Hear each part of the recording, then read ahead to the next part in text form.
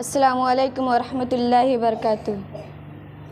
نحمدہ ونصلی علی رسولہ الکریم، اما بعد فاعوذ باللہ من الشیطان الرجیم، بسم اللہ الرحمن الرحیم۔ وَلِيَعْلَمَنَّ اللَّهُ الَّذِينَ جَاهَدُوا مِنْكُمْ وَلِيَعْلَمَنَّ الصَّابِرِينَ۔ صدق اللہ العظیم۔ جب پڑا وقت گلستہ پہ تو خون ہم نے دیا، جب پڑا وقت گلستہ پہ تو خون ہم نے دیا، جب آئی بہار تو کہتے تیرا کام نہیں۔ تحریک آزادی کی داستان بڑی طویل اور کاربناک ہے۔ عام طور پہ ذہن و دماغ میں یہ تصور بٹھایا جاتا ہے کہ جنگ آزادی کی کامیابی کا سہرا کانگریس، گاندھی جی، جواہر لال نہرو اور دوسرے ہند لیڈروں کا سر ہے۔ 15 اگست یا 26 جنوری کی تقریب اس موضوع کا اس طرح سے پیش کیا جاتا ہے۔ اسکولوں کے نصاب میں داخل کتابوں میں اس مضمون کے اس انداز سے بیان کیا گیا ہے جس سے محسوس ہوتا ہے کہ جنگ آزادی میں مسلمانوں کا حصہ آٹے میں نمک کے برابر ہے۔ بہت ممکن ہے کہ فرقہ پرست طاقتوں کی یہ سازش ہے کہ مسلمانوں کی موجودہ آئندہ نسل کو اس کے اسلاف کے کارناموں سے بے خبر کر دیا جائے، اس کے ذہن و دماغ میں اپنے رحم و کرم کے سماج ہونے کا سکہ بٹھایا جائے، جس کے نتیجے میں وہ ہندوستان میں اپنے کسی استحقاق کا دعوے دار نہ ہو سکے۔ نیز ان کا یہ ناپاک منصوبہ ہو کہ اس نسل کو اس کے اسلاف کے کارناموں سے بے خبر کر دیا جائے، ان کے ماضی سے کاٹ دیا جائے، اس لیے کہ جو قوم اپنے اسلاف سے کٹ جاتی ہے وہ بے حس ہو جاتی ہے، اس کے ذہن و دماغ پر دوسرے کی حکومت ہو جاتی ہے۔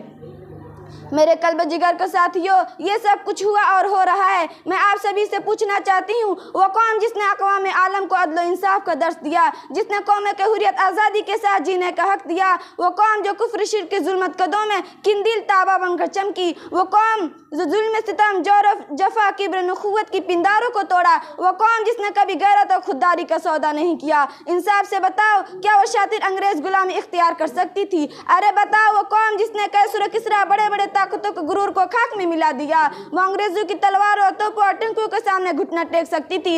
ارے بتاؤ وہ قوم جس کے رگوں میں عمر بن خطاب، خالد بن ولید، ابو عبیدہ بن جراح، محمد بن قاسم، صلاح الدین ایوبی کا خون دوڑ رہا ہے، کیا وہ صلیبیوں کو قبول کر سکتی تھی؟ ہائے افسوس، تمہاری عقلیں کیسے معوف ہوئی، تمہارا عدل انصاف کا کیسے دیوالیہ نکلا، حسب و تعصب نے تمہیں کیسے بیانہ گار تک پہنچایا، تمہارا علم کتنا محدود ہو گیا، تمہارا ذہن و دماغ کتنا تنگ ہو گیا۔ اس مسلم قوم، اس کے علماء کے لیے اس میں جگہ نہ رہی جنہوں نے ملک ملت کی حفاظت کے خاطر طوفانوں کا رخ موڑ دیا، وہ علماء جن کو تخت دار پر چڑھایا گیا، جن کو جیل کی سلاخوں میں ڈالا گیا، وہ علماء جنہوں نے بچوں کی یتیمہ بیویوں کو بیوہ کیا، وہ علماء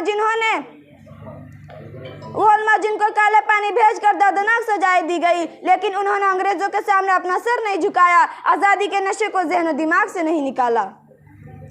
دنیا نے اپنے آپ کو بدلا گھڑی گھڑی، دنیا نے اپنے آپ کو بدلا گھڑی گھڑی، ایک اہل عشق ہیں کہ جہاں تھے وہیں رہے۔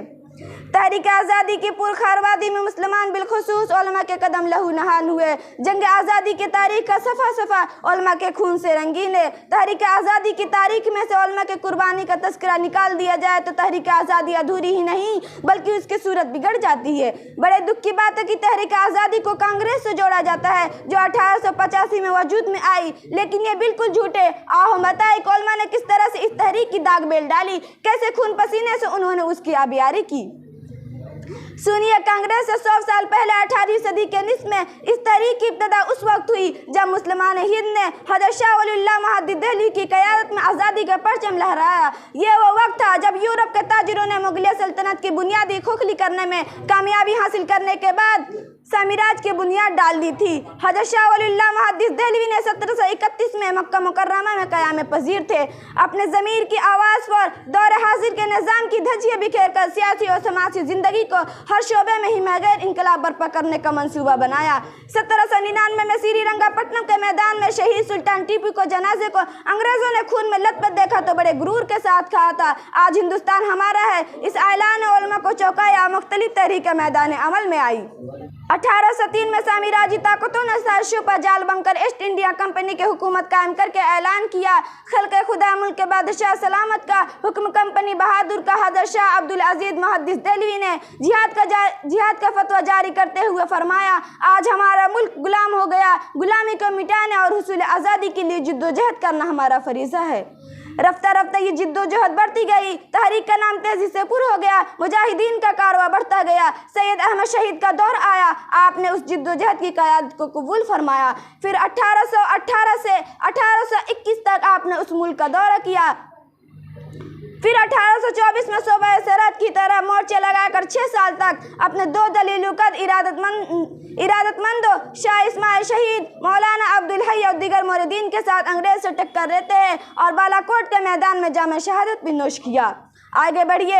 1857 میں دلی کے 34 علماء کرام نے جہاد کا فتویٰ دے کر مجاہدین آزادی کے رگوں میں جوش خروش کی لہر دوڑائی۔ ہر طرف بغاوت کا سیلاب امڑنے لگا۔ حاجی امداد اللہ مہاجر مکی کی قیادت میں مولانا محمود الحسن دیوبندی، مولانا رشید احمد گنگوئی، حافظ ضامن شہید اور دیگر علماء کرام نے شاملی کے میدان کرزار میں انگریز سے تیگ و تفنگ مردانہ وار مقابلہ کیا۔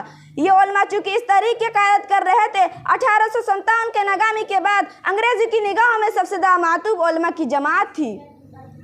مولویت بغاوت قرار پائی۔ ایسٹ انڈیا کمپنی نے داڑھی رکھنے والے اور مولویانہ وضاقتیں رکھنے والے ہر شخص کو پھانسی پر لٹکانے کا حکم دیا اور صرف 15 دن کے قلیل عرصے میں تقریباً 2 لاکھ مسلمان شہید ہو گئے، جن میں سے 51,000 علماء کرام تھے۔ سامعین، مومن مایوس نہیں ہوتا۔ مایوسی اور قنوطیت اسلام میں حرام ہے، لہذا دل دہلانے والی سزا اور ہنگامہ دار قید کے باوجود مسلمان اپنی علماء کی قیادت میں عزم و حوصلہ کی چٹان بن کر کھڑے رہیں۔ اس تحریک کو مضبوط کرنے کی ہر ممکن کوشش میں لگے رہیں۔ چنانچہ 1885 میں صوبہ سرحد کی طرف مورچے لگا کر 6 سال تک اپنے 2 ذلیل القدر ارادت مندوں شاہ اسماعیل شہید، مولانا عبدالحی اور دیگر مرزین کے ساتھ انگریزوں سے ٹکر لیتے رہے۔ لہذا امانت اور دیانت کا تقاضا ہے کہ جنگ آزادی کو تاریخ کو بیان کیا جائے۔